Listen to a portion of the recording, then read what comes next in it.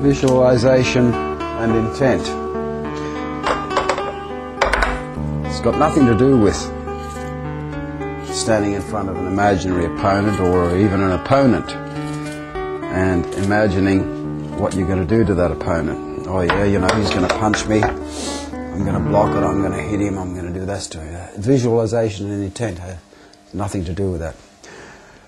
The very first thing that you must learn about visualization and intent is to distinguish totally between physical and mental.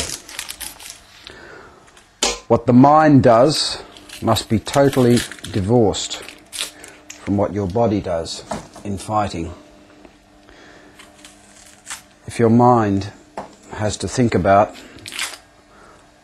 how to move the body, where to go, where to move, what technique to use, in other words, then you've already lost the fight.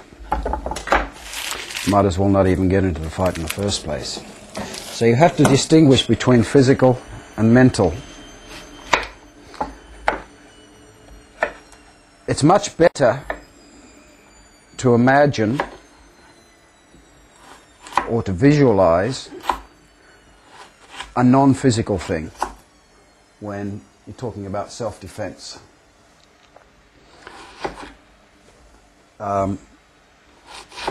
In this way, your mind works in an abstract manner in order to defeat the person, allowing the body to move totally by itself.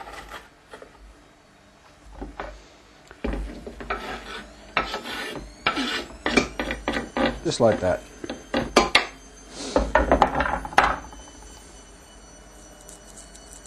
You don't imagine someone's attacking you. Don't imagine, oh gee, this person's going to attack me, so I'm going to visualize this kick. Or wow, this technique. You'll lose doing that.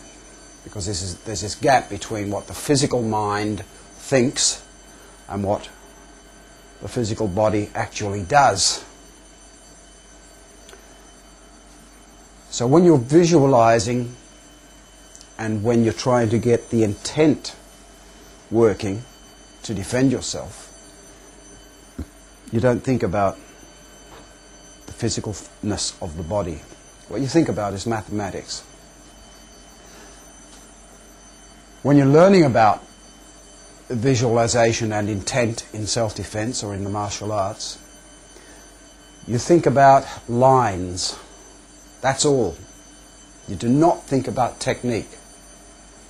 You've got to think about lines or curves, like a curved ball in tennis or baseball.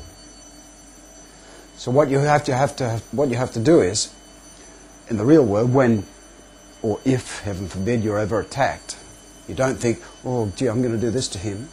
You think of a line, either going straight across him like this, or in a curve like this, coming around. And that's the only visualization that you ever have to think about. It's really quite easy. The body then will take care of itself. Of course, this depends upon the amount of training you've done.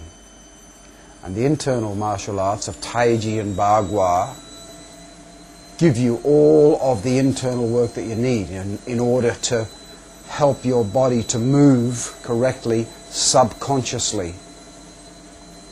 So that if you are ever attacked, you're not thinking about, oh, I'm going to use arm left from the small sandsail, or I'm going to use, oh, fair lady works at shuttles from the Taiji form. If someone attacks you, it's just, and your body reacts subconsciously. It just does it. It's like a motor action. And that's gained through simply practicing Taiji or Bagua in the way that it was originally intended. And doing real Taiji and real Bagua, not the garbage that's put forward as being Taiji or Bagua nowadays by a lot of so-called masters. You have to train in the complete Taiji, that is, a sung. You have to get into a